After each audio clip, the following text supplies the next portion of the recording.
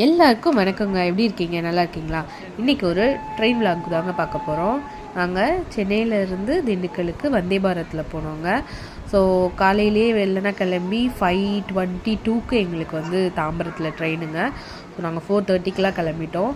தாம்பரத்தில் போய் நின்னா நம்மளுக்குன்னு அமையும் பார்த்திங்களா, அப்படியே C16 அப்படின்னாங்க. சரி C16 தான் பக்கத்தில் இருக்கும் போல் அப்படின்னு பார்த்தா இதுலேயே கடைசி கம்பார்ட்மெண்ட்டுக்கு 2 கம்பார்ட்மெண்ட் முன்னாடியா. சரி போவோன்ட்டுன்னா பாருங்கள், ட்ரெயின் எவ்வளோ நீளம் தெரியுமா? அந்த ட்ரெயின் கடைசியில் இருக்குங்க. நம்ம எல்லாம் அடித்து பிடிச்சி போய் நின்றுட்டோங்க. எப்படியோ அவ்வளோ தூரத்தில் கரெக்டாக நாங்கள் போய் நிற்க 2 மினிட்ஸில் ட்ரெயின் வந்துருச்சு. ஸோ அதுக்கப்புறம் நான் வந்து ட்ரெயினில் ஏறிட்டு உங்ககிட்ட பேசுகிறேங்க. இல்லைன்னா நம்ம ட்ரெயினை விட்டுருவோம். ஸோ ட்ரெயினில் ஏறியாச்சுங்க. நம்மளை மாதிரியே எல்லோரும் வேறு இடத்துல இருந்து அடித்து பிடிச்சி ஏறி இருப்பாங்க போல். நிறைய பேர் ஒரு மணி நேரத்துக்கு இங்கிட்டும் அங்கிட்டும் பேக்கை வச்சுக்கிட்டு ஓடிட்டே இருந்தாங்கங்க. எல்லாருமே வேறு கம்பார்ட்மெண்ட்டில் தான் ஏறி இருப்பாங்க போல். ஸோ வந்து தண்ணி கொண்டு வந்துட்டாங்கங்க. நாங்கள் ஏறின உடனே இவங்களுக்கெல்லாம் கொஞ்சம் நியூஸ் பேப்பர்ஸ் வச்சுருந்தாங்க. ரொம்ப நீட்டாக இருந்ததுங்க. அதெல்லாம் ஒன்றுமே சொல்ல முடியாது. அவ்வளோ ஒரு நல்லா வச்சுருந்தாங்க. நீட்னஸ்ஸு, க்ளீன்லினஸ்ஸு எல்லாமே நல்லா இருந்தது. கம்ஃபர்ட்டும் ரொம்ப நல்லா இருந்தது. ட்ரெயின் எவ்வளோ நேரத்தில் போகுது, எங்கே போகுது, அடுத்த ஸ்டாப் என்ன, எல்லாமே நல்லா கரெக்டாக கொடுத்துருந்தாங்க.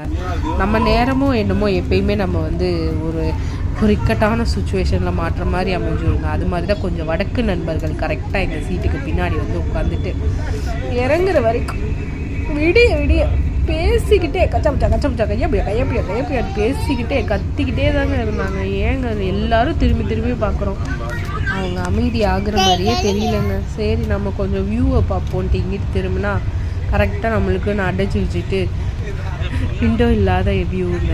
பட் பாருங்கள், லைட்டாக சன் வந்துட்டு கொஞ்சம் அழகாக தான் இருந்தது. இன்னும் கொஞ்சம் நேரத்துலையே கொஞ்சம் டீ கொண்டுட்டு வந்தாங்க. சரின்ட்டு அதை வாங்கி எங்கள் ஹஸ்பண்ட் கொஞ்சம் ஹெல்ப் பண்ணாங்க. நான் பையனை வச்சுருந்தேன். அவங்க டீ கலக்கி இவங்களுக்குலாம் கொடுத்தாங்க. இவனுங்கெல்லாம் டீ காஃபி அதெல்லாம் கொடுக்கக்கூடாதுன்னு நினச்சா முடியாதுங்க. எதையாவது கொடுத்து இப்போதைக்கு கொஞ்சம் அமுக்குனா தான் உண்டு. இவர் இப்போ தான் வந்து பிஸ்கட் சாப்பிட்டாரு. ஸோ பிஸ்கெட், டீ, காஃபி அதெல்லாம் கொடுத்தாங்க.